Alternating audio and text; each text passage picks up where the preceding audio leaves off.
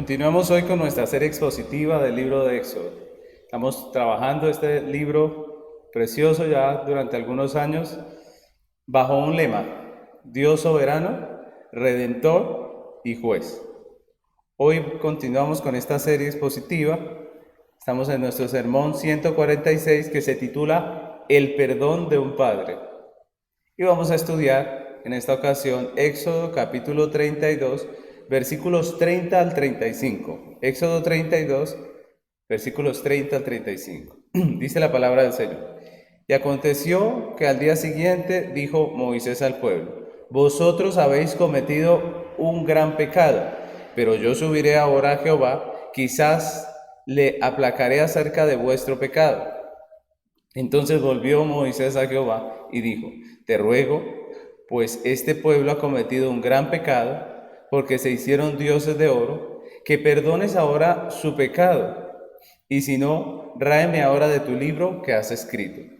Y Jehová respondió a Moisés: al que pecare contra mí, a este raeré yo de mi libro. Ve pues ahora, lleva a este pueblo a donde te he dicho. He aquí mi ángel irá delante de ti, pero el día del castigo yo castigaré en ellos su pecado. Y Jehová hirió al pueblo porque había hecho el becerro que formó Aarón.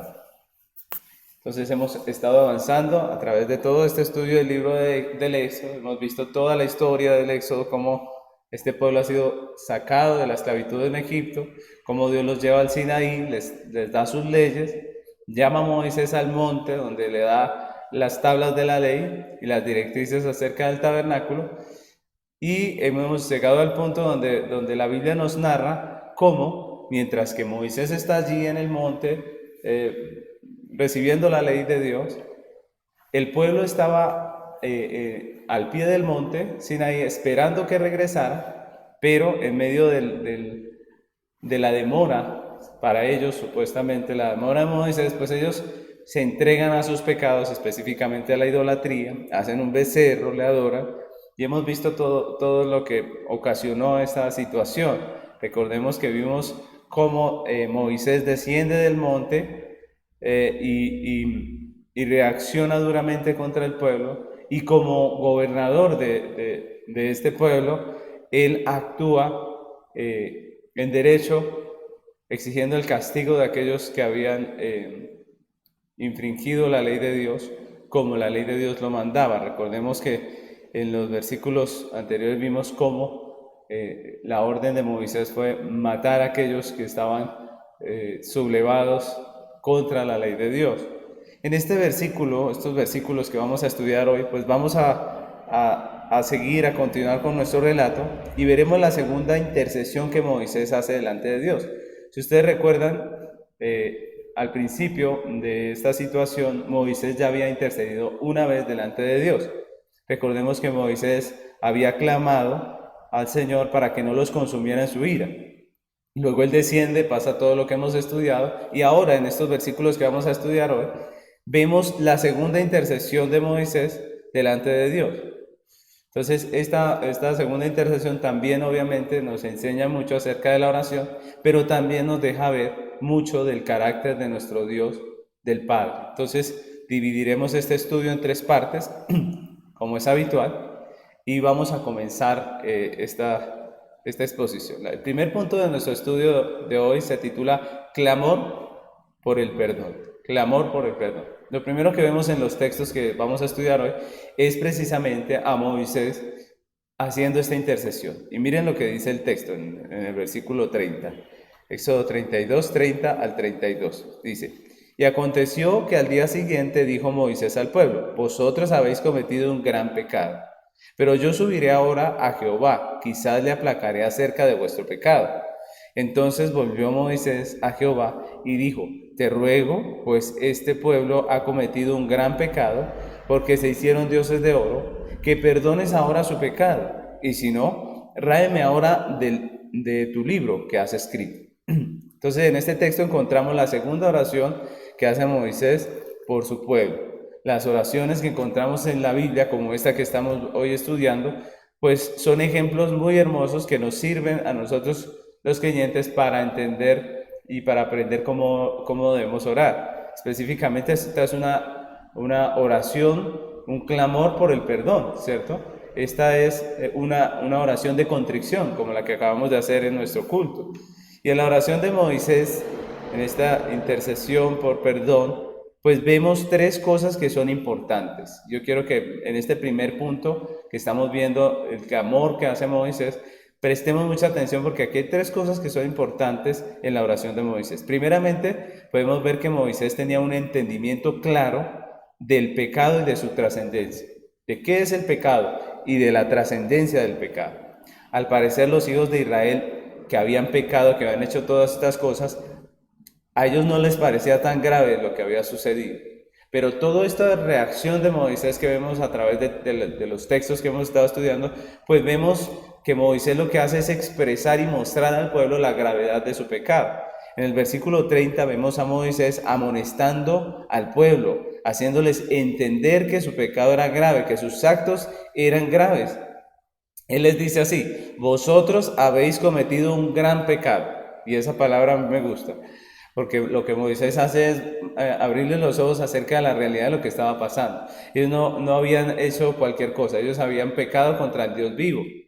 El pecado no es algo sin trascendencia, como algunos lo han querido hacer ver, no es cualquier cosa, no es una pequeña ofensa a Dios, es un delito delante del juez justo, que se paga con la muerte. Recordemos que la Biblia dice que la paga del pecado es muerte.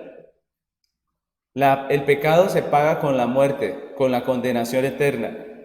Por eso nosotros no podemos subestimar el pecado. El pecado es un desafío a la autoridad de Dios, que trae consecuencias, obviamente.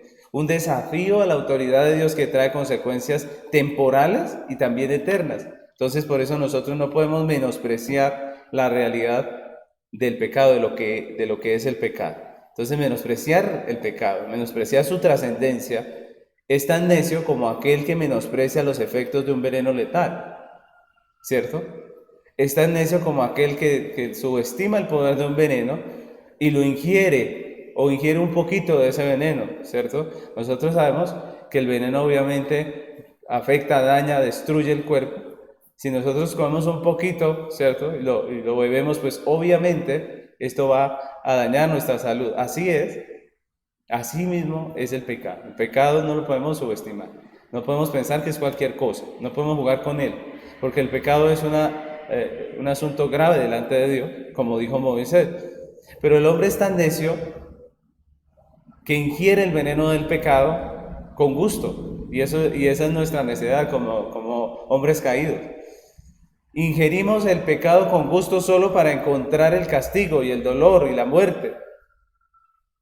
Pensamos que eso no es nada, menospreciamos su trascendencia y terminamos afectando nuestra vida para mal. ¿Cuántos hombres, cuántas mujeres que son casados han probado el supuesto dulce sabor, ¿cierto?, que ofrece el adulterio, y finalmente eso que parecía tan dulce termina convertido en amargura para la vida de esta persona cuando ve que los resultados son la separación, la pérdida de su hogar, el odio de su pareja, la vergüenza delante de sus hijos. Y esa es la realidad. Nosotros somos tan necios que somos capaces de menospreciar el pecado, de beber de su veneno y de terminar pagando las consecuencias. Debemos entender lo que Moisés está diciendo aquí en este texto, en esta oración. Nuestros pecados, cualesquiera que sean nuestros pecados, son graves delante de Dios. Nuestros pecados son grandes pecados, porque son actos desafiantes contra el único y gran Dios. No hay pecado pequeño prácticamente, porque todos los pecados que cometemos son hechos contra el gran Dios. Por eso son un desafío, un gran desafío, y son un gran desafío a su autoridad, y son una gran rebelión. Entonces, es lo primero que vemos allí en la oración de Moisés. Moisés está reconociendo y entendiendo claramente la gravedad del pecado, su trascendencia. Lo segundo que encontramos en esta oración que está haciendo Moisés es el reconocimiento que hace delante de Dios de sus faltas, de las faltas del pueblo. Y es interesante que Moisés no encubre el pecado del pueblo.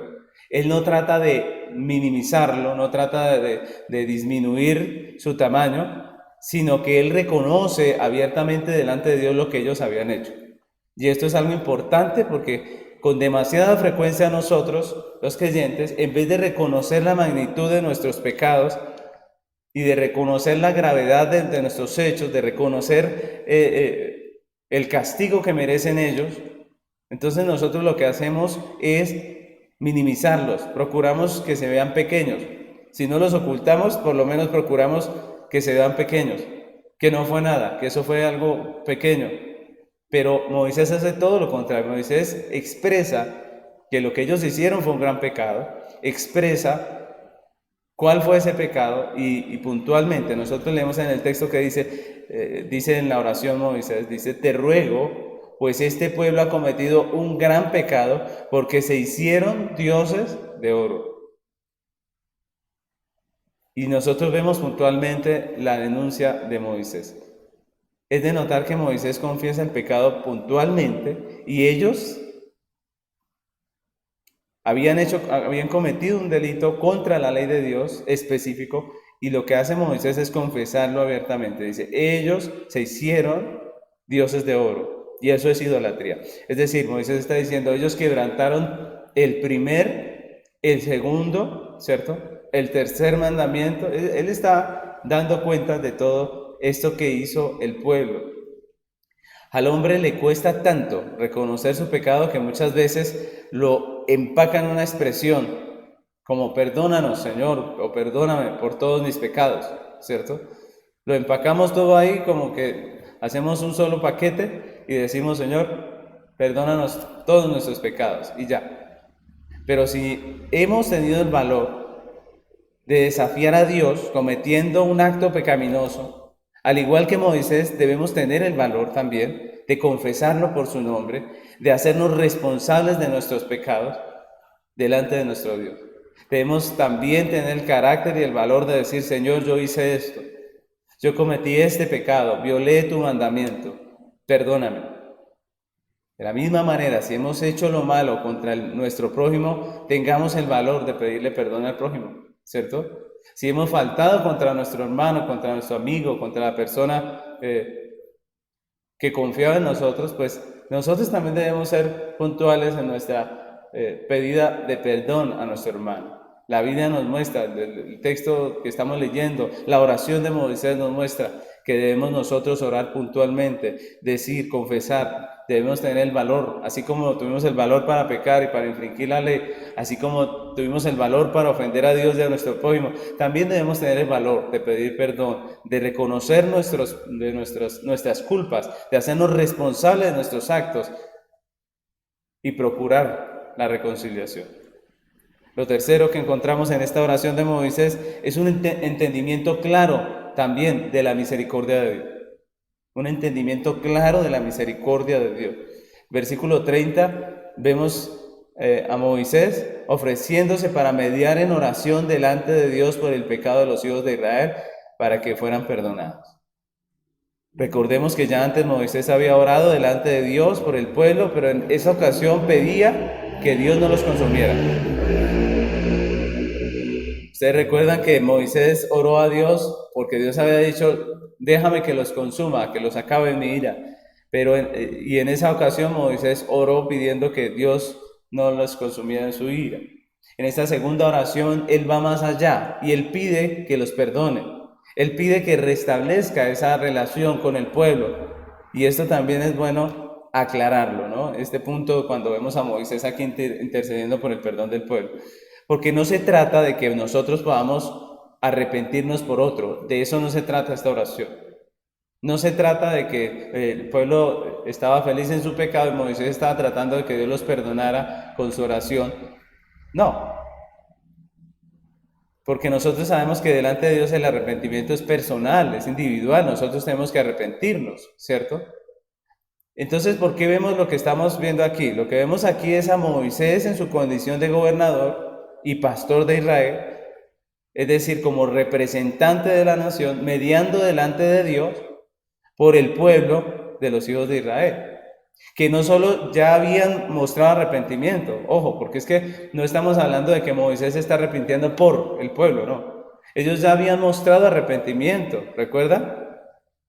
No solo ya habían mostrado arrepentimiento, sino que también habían hecho justicia, como Dios había mandado. Recuerdan que hace 8 días vimos cómo Dios mandó a los hijos de Israel que estaban arrepentidos por su pecado, que entendían y estaban por Dios, ¿cierto? Les mandó que tomasen sus espadas y matasen a aquellos que estaban desafiando a Dios abiertamente. Pues allí vemos que no solo el pueblo se había arrepentido, sino que estaba haciendo justicia. Lo que está haciendo Moisés es que él, como representante del pueblo, estaba pidiendo a Dios perdón por el pueblo, como iglesia, como comunidad. Y es lo que hacemos aquí los domingos, cuando aparte de orar individualmente por nuestro pecado, también oramos a Dios y pedimos perdón por la congregación.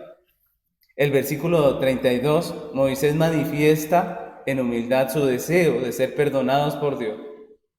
A él no le bastaba el hecho de que Dios hubiera desistido de la idea de consumirlos. No le bastaba ese hecho, sino que él pretendía una reconciliación completa entre Dios como soberano y su pueblo, que no estuviese Dios apartado de ellos, ¿cierto?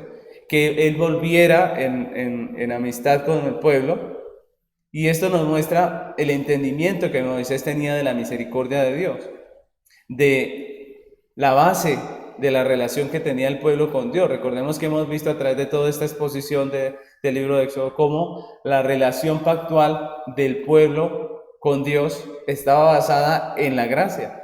El pacto era un pacto de gracia. Y Moisés tenía un claro entendimiento de esto. Y esto es importante para nosotros, que también debemos entender la trascendencia de nuestro pecado y la gravedad de nuestros actos, que son rebeldía contra Dios y que merecen y que necesitan arrepentimiento, pero también que debemos confiar en esa relación de gracia que tenemos con Dios, sabiendo que somos su pueblo, que estamos en relación con Dios por el pacto de gracia. Y eso nos da esperanza para orar, para clamar a Dios por el perdón de nuestros pecados. Y eso es importante, la Biblia lo resalta también en el Nuevo Testamento. Primera de Juan, capítulo 2, versículo 1 dice: hijitos míos, estas cosas os escribo para que no pequéis. Y si alguno hubiere pecado, abogado tenemos para con el Padre, a Jesucristo el justo. Y Él es la propiciación por nuestros pecados, y no solamente por los nuestros, sino también por los de todo el mundo. Entonces podemos aprender de esta oración de Moisés, que hace por el perdón del pueblo, primeramente, que es importante tener un entendimiento claro del pecado y de su trascendencia. No podemos menospreciar el pecado. Debemos reconocer delante del Señor nuestras faltas y no encubrirlas. No tratar de disminuirlas, de minimizarlas, sino reconocerlas abiertamente delante de Dios. Debemos también tener el valor de confesar por su nombre nuestro pecado, de hacernos responsables de nuestros actos, y si es necesario pedirle perdón a nuestro prójimo, hay que hacerlo. Pero también es importante tener un entendimiento claro de la misericordia de Dios para con nosotros, su pueblo. También debemos tener claro que nuestra relación con Dios es una relación de pacto de gracia, y que si pecamos, como dijo el versículo de Juan, abogado tenemos para con el Padre, a Jesucristo el justo.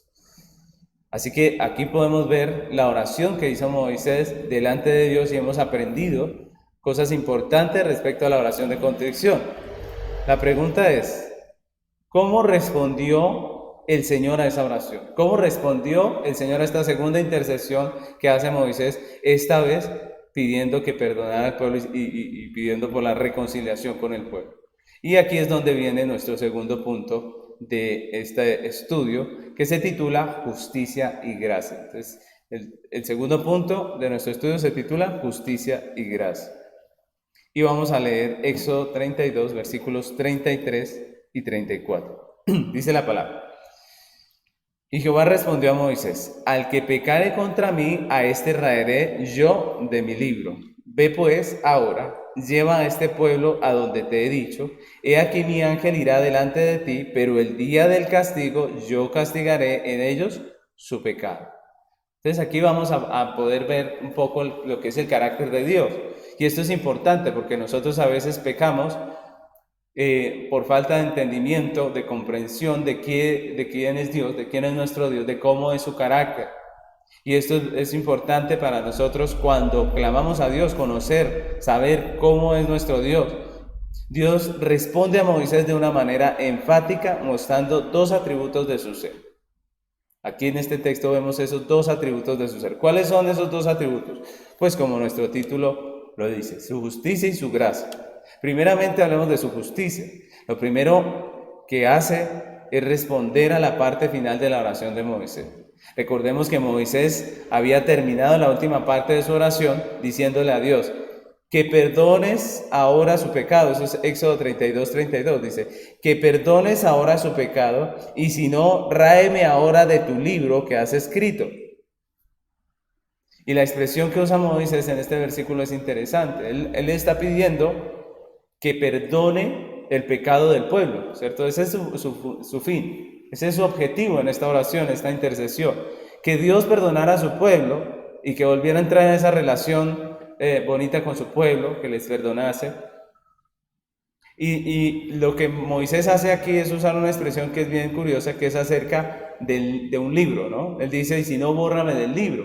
Obviamente, cuando nosotros vemos este texto, no podemos pensar en el libro de la vida, ya que los hijos de Israel no conocían el libro de la vida, y no se habla de él, sino hasta más adelante en la historia de redención. Del libro que se habla en el Antiguo Testamento realmente, y que seguramente es el libro al que se está refiriendo Moisés, es el libro de los vivientes. Así se llama, el libro de los vivientes. El Salmo 69:28 dice la palabra, sean raídos del libro de los vivientes y no sean escritos entre los justos, dice el salmista. Sean raídos del libro de los vivientes. Y eso es interesante porque ese libro de los vivientes era una expresión que hacía referencia a los que están vivos aquí en la tierra. Es decir, estar dentro de ese libro quería decir ser parte de los que están vivos aquí en la tierra. Y obviamente ser borrado o raído del libro de los vivientes significaba morir físicamente. El libro de los vivientes, entonces era esa mención que se hacía de las personas que estaban vivas. Y obviamente cuando dicen que se rae o se borra del libro de los vivientes, a una persona está diciendo que se murió. El salmista lo que está pidiendo es que se mueran, ¿cierto? Eso es lo que está pidiendo. Y lo que está diciendo Moisés es que si Dios no perdona el pecado del pueblo y si no se reconcilia con su pueblo, él como el líder, como el gobernador de ese pueblo, pues prefería morir. Prefería ser borrado del libro de los vivientes, es decir, prefería morir, es lo que está diciendo Moisés en este texto.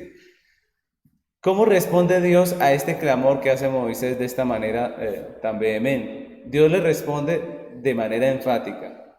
Y en el versículo 33 dice, al que pecare contra mí, a este raeré yo de mi libro. Lo que está diciendo básicamente es que Dios no va a castigar a Moisés por el pecado que cometieron los hijos de Israel. Lo que está diciendo es que Dios prometió castigar duramente a aquellos que pecaron en lo tocante al becerro, pero no a Moisés. Y en esto Dios está mostrando su justicia. Dios está diciendo, yo no lo voy a borrar a usted del libro de los vivientes, no lo voy a matar a usted por causa del pecado de ellos, sino que yo voy a castigar en cada uno de ellos su pecado. Y Dios está mostrando su justicia. Dios no puede actuar de manera contraria a su carácter justo. Dios no puede actuar de manera contraria a su carácter justo. Recordemos que hemos visto a través de toda esta exposición que el obrar de Dios responde a su carácter, ¿cierto? Dios es santo, su obrar es santo, ¿cierto? Dios es justo, su obrar es justo.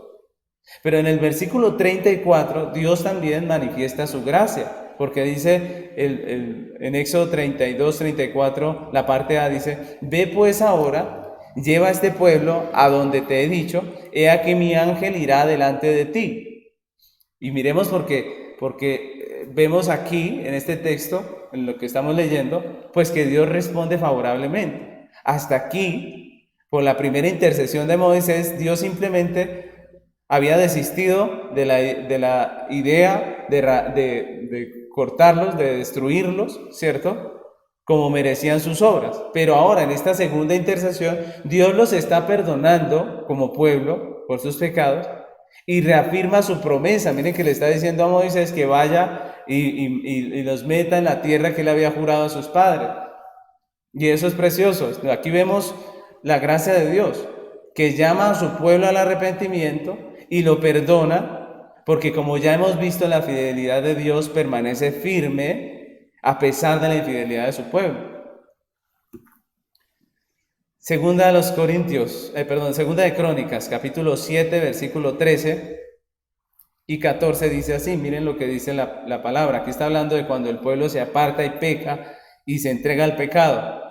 Dice, eso fue en la ceremonia de consagración del templo. Dice, si yo cerrare los cielos, dice el Señor, para que no haya lluvia, y si mandare la langosta que consuma la tierra, o si enviare pestilencia a mi pueblo, todas estas eran consecuencias del pecado.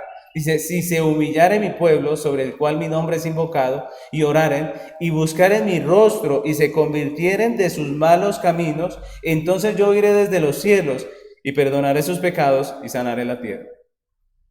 Y este versículo, y esto que estamos leyendo y estudiando acerca de este texto, nos da esperanza, mis hermanos.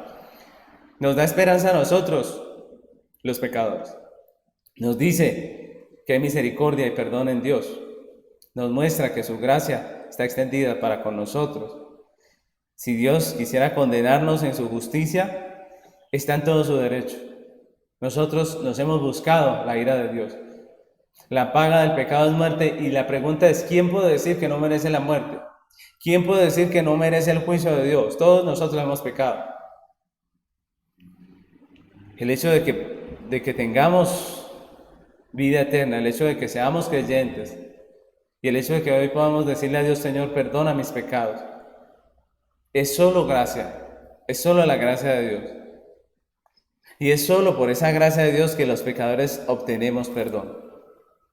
Y en este segundo punto vemos la justicia de Dios y la gracia de Dios, que como dice el salmista, son el cimiento del trono de Dios, la justicia y la gracia. Dice el Salmo 89:14, dice, justicia y juicio son el cimiento de tu trono, misericordia y verdad van delante de tu rostro.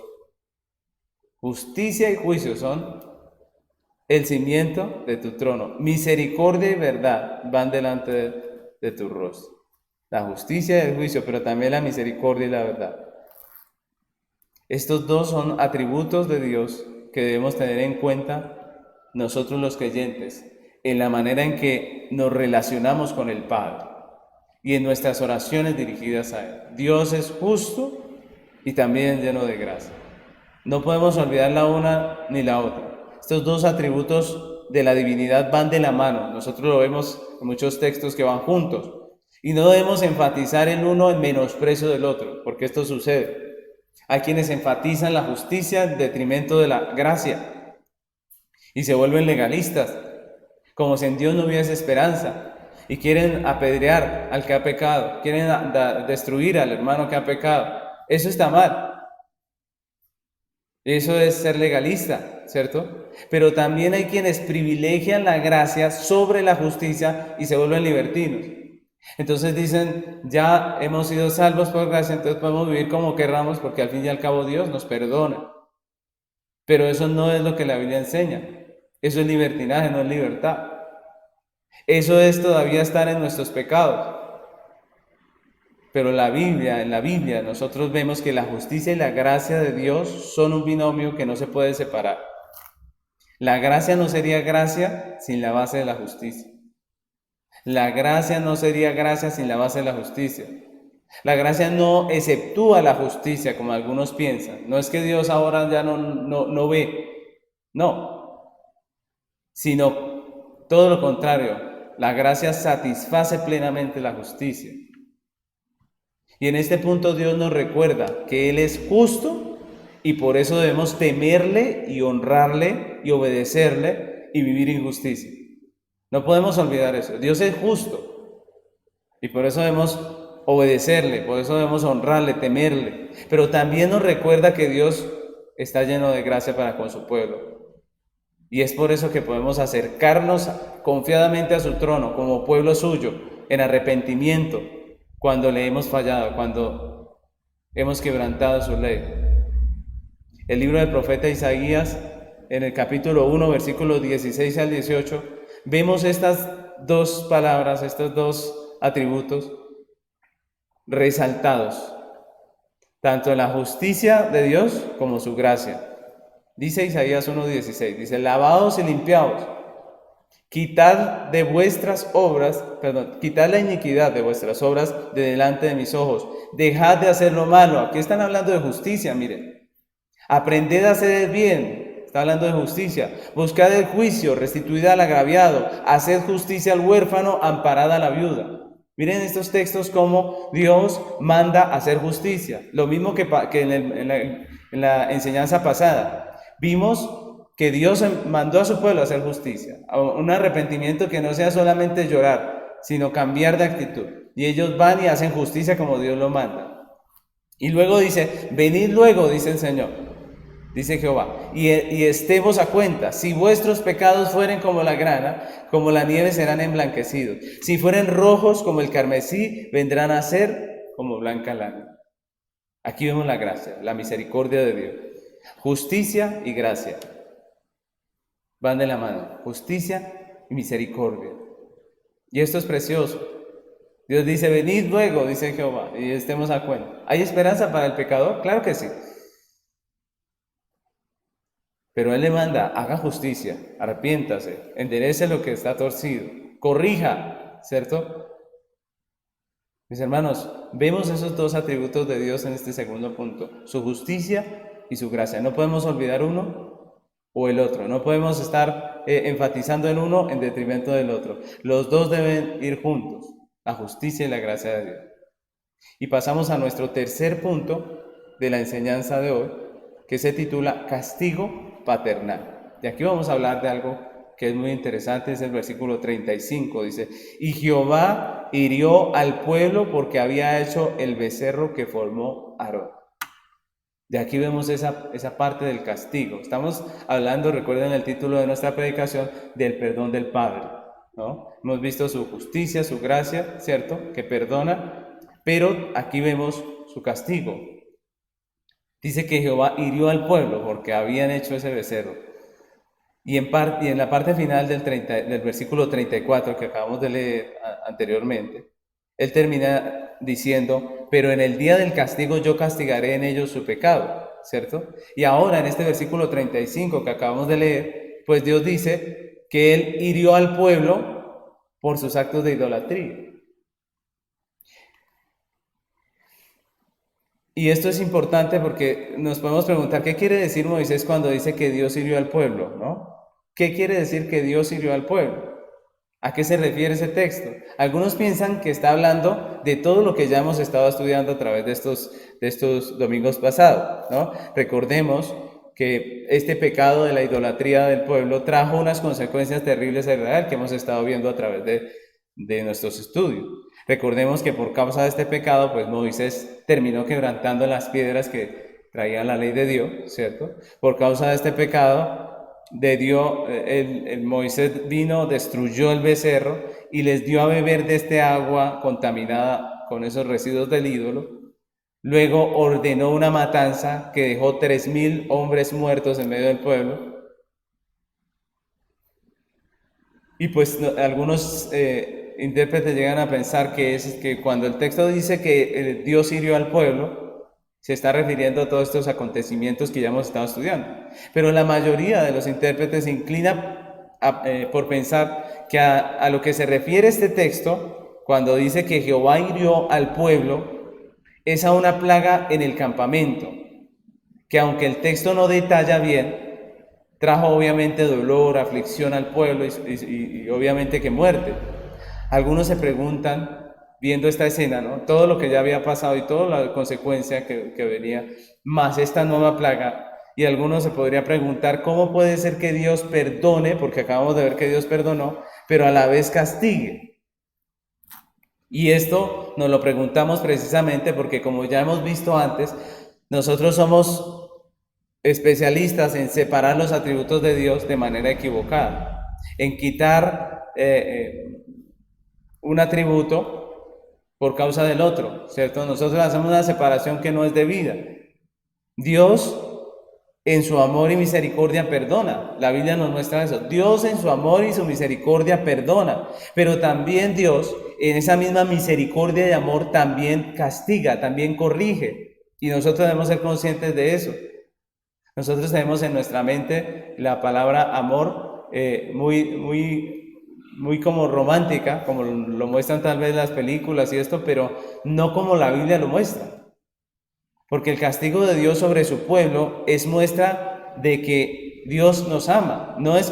Esto no es muestra de que Dios es cruel, todo lo contrario. La disciplina, el castigo, la corrección que Dios hace para con su pueblo nos manifiesta su amor paternal, su amor de padre. Alguien me preguntaba que cómo puedo yo hablar de misericordia en estos textos que son tan duros. ¿Cómo puedo hablar de misericordia de Dios en estos textos que estamos estudiando si se ve que Israel está siendo castigada de manera severa por Dios? La respuesta es muy sencilla.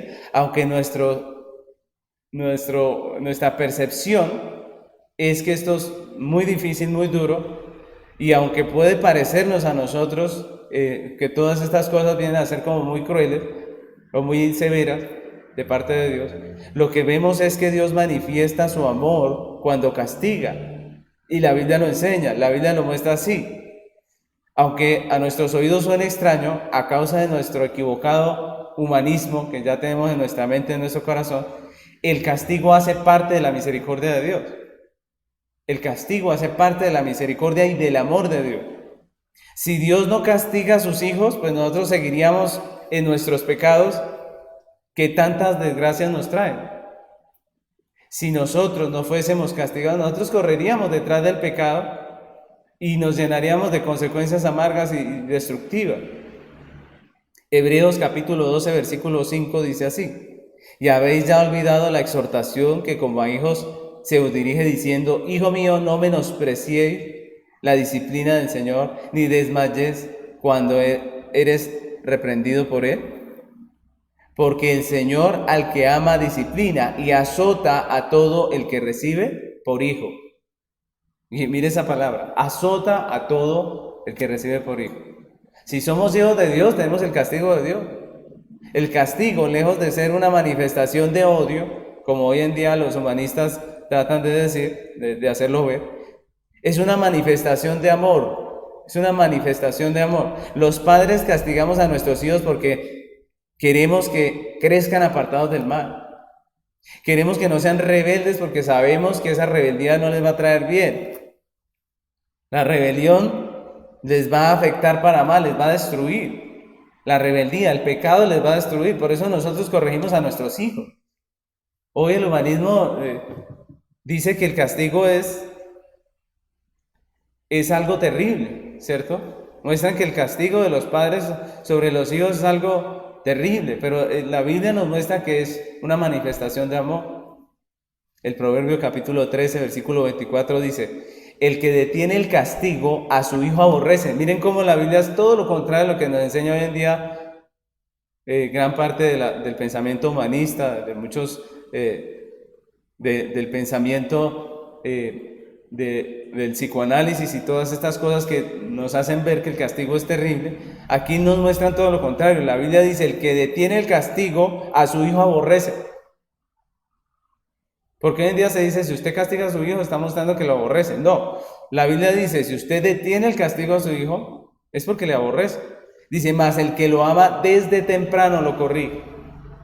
Desde temprano, mis hermanos. ¿Por qué desde temprano? Porque llega un punto donde usted ya no, donde las palabras, donde el consejo, donde todo eso ya entran por un oído y salen por el otro. Nuestros hijos deben ser corregidos desde niños. No los vamos a afectar psicológicamente, al revés. Si no los corregimos, ellos van a crecer como personas terribles, que no los va a aguantar nadie. De la misma manera podemos decir que el castigo de Dios es una manifestación del amor de Dios. ¿Y por qué? Alguno podría preguntar ¿por qué? Pues les voy a mostrar 3 razones. Primeramente, el castigo nos muestra la realidad en cuanto al pecado. Cuando somos tentados, el pecado, ¿cómo se muestra, mis hermanos? ¿Cómo se muestra el pecado cuando nosotros somos tentados? ¿El pecado se muestra como algo horrible, como algo lleno de consecuencias dañinas para nosotros? No. El pecado se muestra atractivo, benéfico, ¿cierto? Se muestra hermoso, pero Dios, cuando nos castiga por nuestros pecados, pues Él nos enseña, nos muestra lo que realmente es. Nos muestra que el pecado es un acto de rebelión contra Dios que trae consecuencias negativas, que en vez de edificarnos, en vez de ayudarnos, en vez de sostenernos, lo que hace es destruirnos y dañarnos. Por eso el perdón de Dios no necesariamente elimina las consecuencias de nuestros actos. Algunos quisieran que cuando Dios nos perdona, pues como que ya pasó todo y no va a haber consecuencias, ¿no? Pero si Dios hiciera eso, pues muchos de nosotros no aprenderíamos y lo volveríamos a hacer 5,000 veces. Pero Dios, cuando perdona, no quiere decir que quite las consecuencias. Y esto lo vemos en la Biblia. Nosotros tenemos muchos ejemplos. Uno de ellos es el caso de David. ¿Recuerdan? Recordemos que él pecó cuando se acostó con Betsabé. Y aunque oró a Dios que le perdonase, y la Biblia nos muestra que Dios lo perdonó, eso no lo libró del castigo. Recordemos, David oró a Dios, le pidió perdón, porque él no solamente se acostó con la mujer de un amigo, de un general, de uno de sus generales, sino que también mandó a matar a ese hombre. Y por ese pecado él le pidió perdón a Dios. Pero Dios no le dijo que no lo perdonaba, Dios le perdonó. Y no solamente lo perdonó, él envió al profeta, ¿recuerdan? Y a través del profeta le mostró las consecuencias que él llevaría por su pecado. Entonces Dios lo perdonó, pero no quitó esas consecuencias. Dios le perdonó, Dios le restauró, pero las consecuencias estuvieron allí presentes, recordándole la amargura del pecado, recordándole lo que realmente es el pecado. Segunda de Samuel 12:9 dice: ¿por qué pues tuviste en poco la palabra de Jehová? Está el profeta confrontando a David. Dice: ¿por qué pues tuviste en poco la palabra de Jehová, haciendo lo malo delante de sus ojos? Miren, cuando nosotros pecamos estamos teniendo en poco la palabra, ¿cierto? Dice: a Urías Eteo heriste a espada y tomaste por mujer a su mujer, y a él lo mataste con la espada de los hijos de Amón, por lo cual ahora no se apartará jamás de tu casa la espada. Ojo, miren lo que dice el texto, miren lo que dijo Dios a David. Dijo: ahora no se apartará jamás de tu casa la espada, por cuanto me menospreciaste, dice el Señor, y tomaste la mujer de Urías Eteo para que fuese tu mujer. Así ha dicho Jehová: he aquí, yo haré levantar el mal sobre ti de tu misma casa, dice el 11, y tomaré tus mujeres delante de tus ojos y las daré a tu prójimo, el cual yacerá con tus mujeres a la vista del sol. Porque tú lo hiciste en secreto, mas yo haré esto delante de todo Israel a pleno sol. Entonces dijo David a Natán: porque pequé contra Jehová. Y Natán le dijo a David: también Jehová ha remitido tu pecado, no morirás. Mas por cuanto con este asunto hiciste blasfemar a los enemigos de Jehová, el hijo que te ha nacido ciertamente morirá. Y esto es tremendo, mis hermanos, porque nosotros vemos que todo lo que dice el texto se cumplió en David. El hijo del que quedó embarazada esta mujer murió, ¿recuerdan? Ese hijo murió. Y recordemos que David oró y ayunó por ese niño, pero finalmente murió. Y el profeta le dijo que la espada se levantaría de su propia casa, y así fue. Recordemos que Absalón, su hijo, se rebeló contra David y le usurpó su reino. ¿Recuerdan? Que eso trajo vergüenza, destrucción a Israel, muerte. Y recordemos también que uno de sus hijos violó a una de sus hijas. Y todo el mal que nosotros leemos en Segunda de Samuel, que vino a David por causa de su pecado. Y esto es tremendo. Vemos que Dios lo perdona, pero hay consecuencias. Y en esto debemos tener cuidado. El hecho de que seamos salvos eternamente, no quiere decir que nuestros pecados no traigan consecuencias. No quiere decir, como algunos piensan o algunos dicen, que podemos hacer lo que se nos antoje. No. El pecado siempre traerá consecuencias. Mis hermanos, Dios, como Padre, corrige a sus hijos porque los ama. Recordemos que el texto de Proverbios decía que si no nos corrigiera es porque nos aborrece. Lo segundo que podemos decir en cuanto al castigo es que el castigo purifica el corazón. ¿Y en qué sentido purifica el corazón el castigo? El castigo no es una venganza cruel, como algunos han querido interpretar, ¿no? Algunos piensan que el castigo es una venganza por lo que hizo. El castigo no es una venganza, el castigo busca la restauración de la persona que ha pecado. Busca que el pecador entienda y vuelva al camino recto. Busca que él entienda la realidad de su pecado, la gravedad de su pecado, se aparte. Es verdad que ninguna disciplina, dice Hebreos 12:11, es verdad que ninguna disciplina al presente parece ser causa de gozo, sino de tristeza, pero después da fruto apacible de justicia a los que en ella han sido ejercitados. La disciplina dice que no es algo que nos cause gozo, ¿cierto? No nos causa gozo en el momento, pero Dios nos está ejercitando para la justicia. Si nosotros somos injustos, Dios nos va a mostrar su justicia y nos va a enseñar a ser justos. Si nosotros somos rebeldes, Dios nos va a enseñar a ser obedientes. El castigo nos ejercita para la justicia. Y muchas veces nosotros necesitamos más que una palabra, ¿cierto? Porque somos necios. Muchas veces nosotros necesitamos más que una amonestación verbal. Desafortunadamente los padres hoy en día se han dejado llenar la mente con los argumentos humanistas y piensan que el castigo daña a sus hijos. La verdad es todo lo contrario. Como leímos en el proverbio, el castigo endereza a los hijos, ayuda a enderezar a los hijos.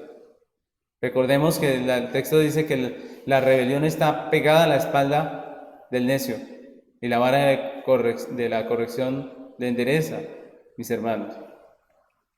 El castigo le pone barrera a nuestros hijos, las barreras necesarias para que enfrenten la vida con responsabilidad.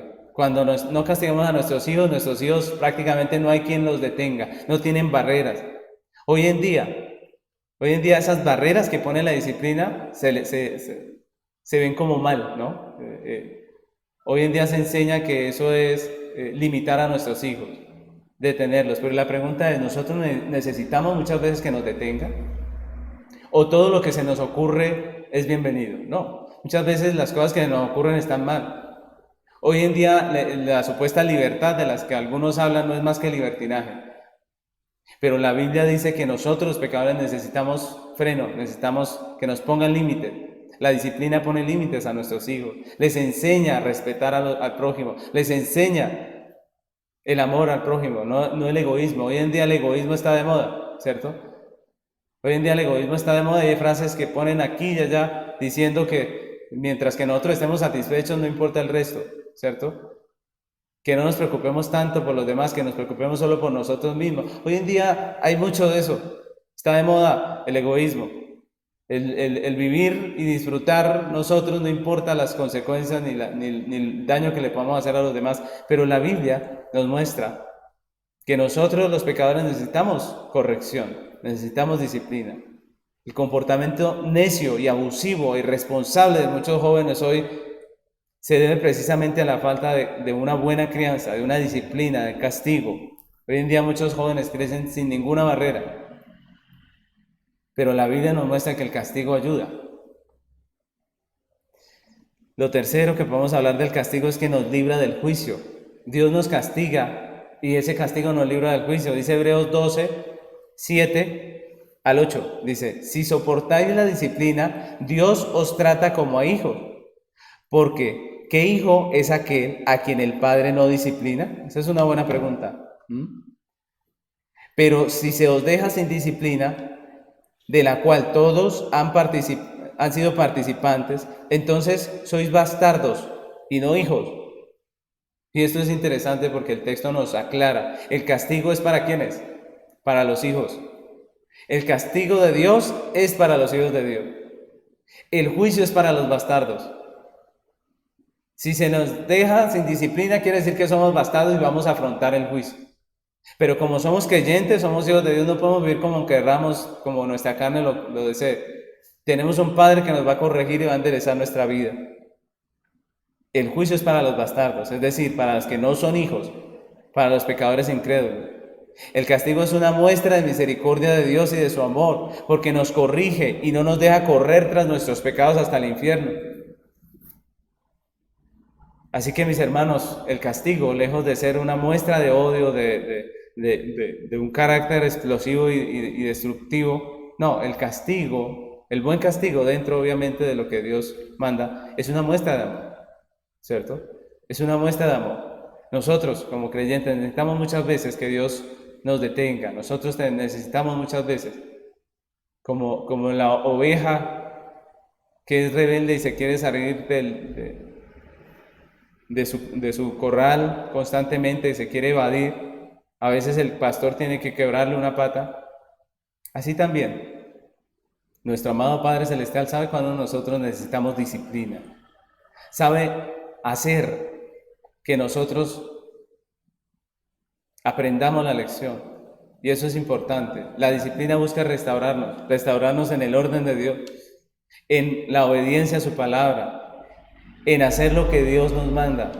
La disciplina nos ayuda a entender la realidad de nuestro pecado. La disciplina nos libra del juicio. Si somos hijos, vamos a ser castigados como hijos. Si somos bastardos, lo que nos espera es el juicio. Así que podemos concluir este punto diciendo que el castigo de Dios manifiesta su misericordia y su amor, porque nos muestra la realidad en cuanto al pecado, que es un acto de rebelión contra Dios, que trae amargas consecuencias. También porque el castigo busca la restauración de la persona que ha pecado, busca que el pecador entienda y se vuelva al camino. Y finalmente porque nos corrige y no nos deja correr tras nuestros pecados hasta el infierno. Y esa es misericordia de Dios. A la pregunta, ¿cómo podemos hablar de misericordia en medio de unos actos tan severos de Dios en su pueblo? Es porque el castigo hace parte de esa misericordia y de ese amor de Dios. Y eso es maravilloso, mis hermanos. Tenemos un Padre que nos castiga, que nos corrige. Así que podemos terminar esta enseñanza en donde hablamos de la segunda intercesión de Moisés delante de Dios por su pueblo. Primeramente, recordando que la oración de contrición es importante delante de Dios. Que esa oración, que para hacer esa oración es importante tener un entendimiento claro del pecado y de su trascendencia. Debemos tener un entendimiento. Nuestros pecados son grandes porque son hechos contra un Dios grande. También es importante reconocer delante del Señor nuestras faltas, no encubrirlas, no tratar de disminuirlas, sino reconocer abiertamente delante de Dios nuestros actos y responder por ellos. También debemos responder y tener el valor de confesar nuestro pecado por el nombre de ese pecado. No tratar de esconderlo, sino de exponerlo delante de Dios y decir, Señor, he pecado de esta manera. También es importante tener un entendimiento claro de la misericordia de Dios, porque así como debemos entender la gravedad de nuestro pecado, también debemos entender la relación de gracia que tenemos con Dios en ese pacto de gracia. Otra cosa que podemos concluir de esta enseñanza es que nuestro Dios es el juez, y es el juez justo, pero también es el Dios de gracia. Es el juez justo y por eso debemos temerle, obedecerle y vivir en justicia, pero también es el Dios de gracia y estamos unidos a Él en un pacto de gracia y por eso nos podemos acercar confiadamente cada vez que caemos y que le fallamos, con arrepentimiento, obviamente. Y lo tercero que podemos concluir de esta enseñanza es que el Padre, lleno de amor y de misericordia, nos castiga a nosotros sus hijos. Y ese castigo divino, lejos de ser una manifestación de crueldad, es una manifestación de misericordia y amor, porque nos muestra la realidad en cuanto al pecado, nos muestra lo terrible que es el pecado y sus consecuencias. También porque el castigo busca la restauración de la persona. Eso es lo que Dios está buscando cuando sentimos el castigo de Dios en nuestra vida. Dios está buscando restaurarnos. Dios está buscando apartarnos de lo que nos daña. Dios está buscando edificarnos. Y también porque con ese acto de disciplina, de castigo, nos está librando del juicio eterno. Así que nosotros debemos estar agradecidos con el perdón del Padre. Un Padre que nos ama, pero nos corrige. Un Padre que es justo, pero también está lleno de gracia. Un Padre que nos oye, que escucha nuestra oración de contrición y nos perdona. Y eso nos trae esperanza. Las preguntas que podemos hacernos para terminar es: ¿somos conscientes nosotros de la gravedad de nuestros pecados? ¿O los estamos minimizando, los estamos escondiendo? ¿Estamos tratando de que se van pequeños? ¿Tenemos el valor de reconocer nuestros pecados delante de Dios? ¿Tenemos el valor de pedirle perdón a nuestro hermano al que ofendimos? ¿O queremos pasarlo por alto y ya? ¿Somos conscientes de las implicaciones para nuestra vida del pecado? ¿Somos conscientes de las implicaciones del pecado para con nosotros? ¿De todo el daño que nos puede traer? ¿De cómo nuestros actos pueden arruinar nuestra vida en esta tierra? Sí, vamos a ir al cielo, pero ¿cuánto sufrió David?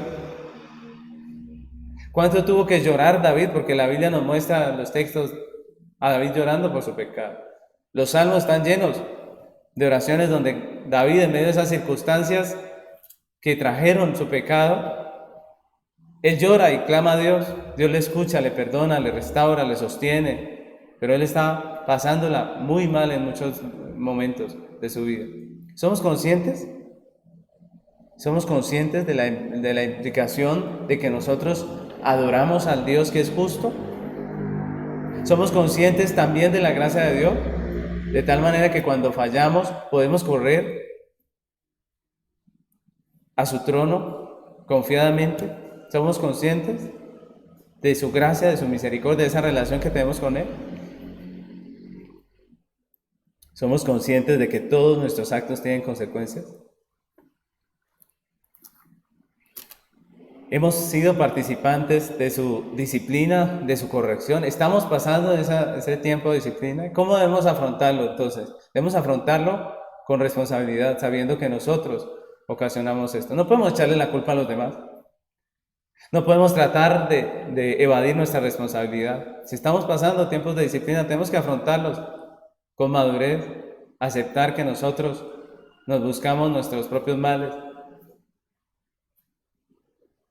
y pedirle a Dios fortaleza en medio de las situaciones.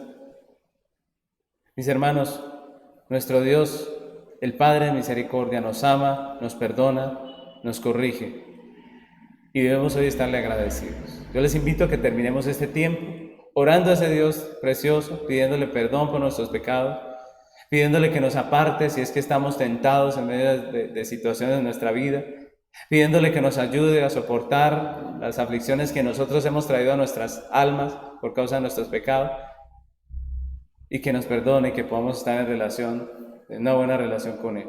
Les invito a que se pongan sobre sus pies y oremos. Oremos. Señor amado, gracias te damos por este hermoso tiempo que tú nos has permitido disfrutar del estudio de tu palabra. Señor, tu palabra es viva y eficaz. Tu palabra no trata simplemente de levantarnos el ánimo. Tu palabra está allí diciéndonos la verdad, diciéndonos lo que es, Señor. Y te agradecemos, Señor, porque no queremos simplemente que nos subas el ánimo. No queremos emocionarnos hoy con una enseñanza superficial. Queremos que tú nos muestres lo que dices, lo que enseñas. Queremos encontrar en tu palabra tu carácter, entenderlo, conocerte.